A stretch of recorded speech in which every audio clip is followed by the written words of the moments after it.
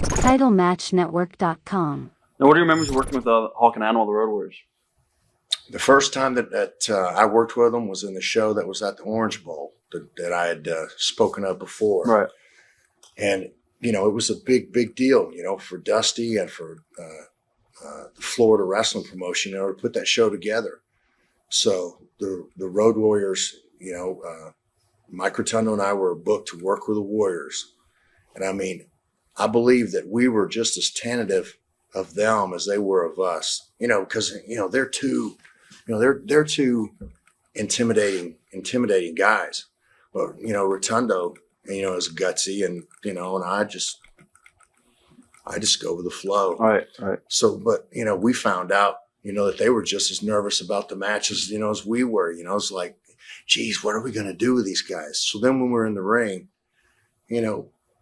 who's the heel? Who are the heels?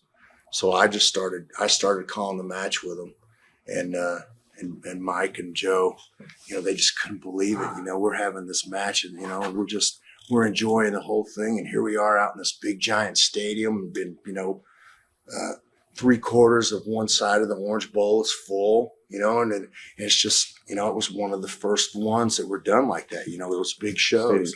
So I mean, we didn't get to talk to them before. But after, me and Rotundo snuck around underneath, and found the way where they were. And man, they were as excited about the match as we were, because he didn't have any idea. We had never worked with the guys, and we'd just seen them on TV like they had seen us. And the match turned out well. That was one of Dusty's ideas, and Scott was his father's Gary Ports, who was wrestling there in Florida at the time. So Scott came down and he kind of learned right there in Florida, basically the way that I did. He learned how to work in the ring, and it's he didn't just get thrown in the ring. He was down there with me and Fernandez, and we were all doing our thing there. And I believe that his father had taught him some of the wrestling maneuvers, but just like, I forgot to tell you this a while ago, but I also amateur wrestled, all the way up through high school. So, I knew basic wrestling maneuvers, and I was a runner-up state champion in North Carolina in a weight class, not the heavyweight, but 198 class. Gary Ports, was the same way. He was an amateur wrestler, so that background was there in the family. Right. So it was him working as Scott McGee and the two of us together. Then it was just, there's still things in the business that don't change. And we were just two 19 or 20-year-old guys. That just that the girls like to come and see, and that some of the guys just hated us. Because everywhere running around in little. Everybody used to work in little bitty tights and only heels, wore clothes or something, whether it was their character or to hide their body or whatever. So, that's, Scotty is, I don't think that he's real healthy right now. I think that he is, I think he has I just, I don't want to be quoted on it, but I just know that he's, his health is not the best, right. That it could be.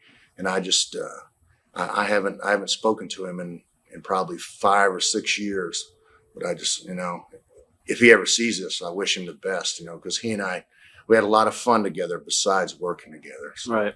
What about? No, that was down in Florida, because I met Ronnie Bass down in Florida. And, by that time, I'd come back from being Blackjack Mulligan Jr. I came back to Florida with J.J. Dillon was booking, and I think Dory Funk Jr. was either on his way in or on his way out of there as far as booking.